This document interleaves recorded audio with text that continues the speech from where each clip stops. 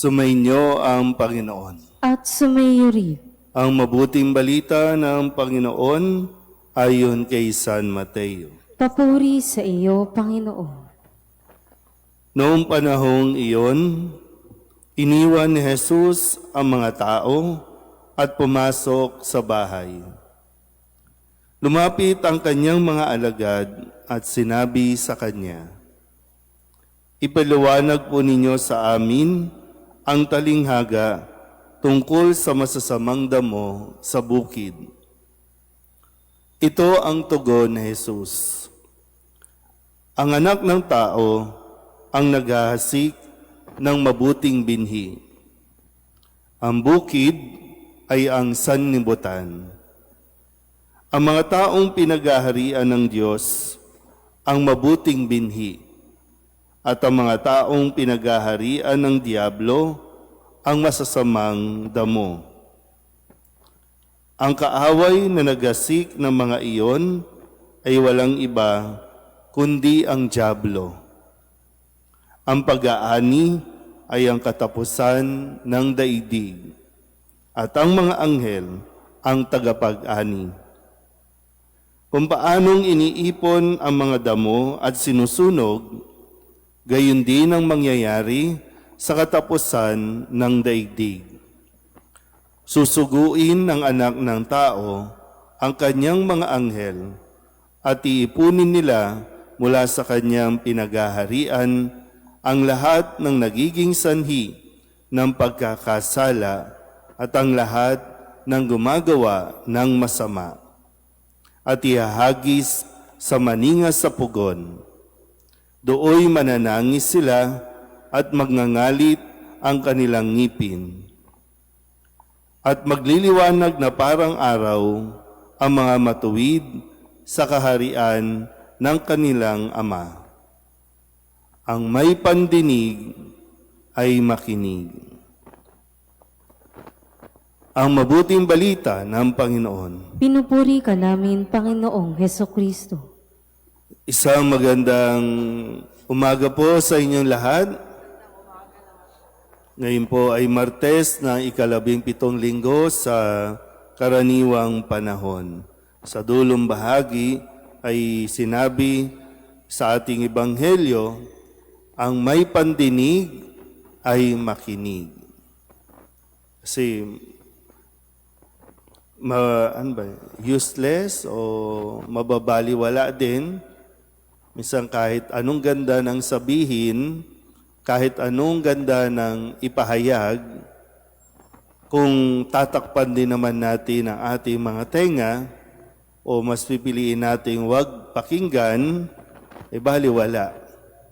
Kaya nga dito sa pagpapaliwanag ni Jesus tungkol sa mga hasik, tungkol sa pagtubo ng mabuting binhi, kasabay ng pagtubo ng masamang damo. Kahit anong paliwanag, kapag ang isang tao sarado ang kanyang tenga, baliwala ang lahat ng mga sasabihin natin. Kaya nga po, kung tayo ay makikipag-usap, handa ka bang makinig? Nakikinig ba tayo o... Kasi halos lahat ng katanungan ng isang tao tungkol sa nararanasan sa mundong ito ay sinasagot na dito sa ating ebanghelyo, pero sadyang napakaraming tao din ang talagang ayaw makinig o pinipiling hindi pakinggan ang pahayag na ito. So, totoo ang wakas ng panahon. Totoo na matatapos tayo sa mundong ito. Pero paano nga? Saan tayo aabutan kung matapos ang mundong ito? Saan tayo sa dalawa? Sa mabuting binhi o sa masamang damo? Minsan nga, mas tinatanggap pa nga natin na tayo ay masamang damo. Kasi talagang pinangangalandakan natin, ay hindi pa ako mamamatay kasi masamang damo ako. Masamang damo, matagal mamatay. Nakukuha niyo po ba? Di ba? So bakit pa tayo pupunta dito? Inaamin na pala natin na tayo ay masamang damo. Para saan pa ang pagliligtas na gagawin ng Panginoon sa atin araw-araw o ginagawa ng Diyos kung lagi naman natin pinipili na maging masamang damo? Lahat, di ba? Sabi nga dito, bakit may masamang damo? Ang diablo ang may gawa. Hindi naman naghasik ng masama ang Diyos. Sa pamamagitan nga ng kanyang anak, ang ating Panginoong Hesukristo, naghahasik ng mabuting binhi para sa kaligtasan ng tao, para sa ikabubuti ng tao. Araw-araw, no? Lagi tayong pinapipili ng Diyos. Bago pa umabot sa punto, no, ng pagwawakas na kung saan sa impyerno ang masamang damo, sa langit ang mabuting binhi, ang trigo. Narinig na natin yan. Naririnig ninyo. Pero ayaw nating paniwalaan. Hindi natin dapat, yung nagdududa tayo na, totoo bang may impyerno? Totoo bang may langit? Hindi pwedeng gano'n ang ating pag-iisip. No? Na sana dapat ngayon, sa puntong ito ng buhay natin, tanggap mo na ito.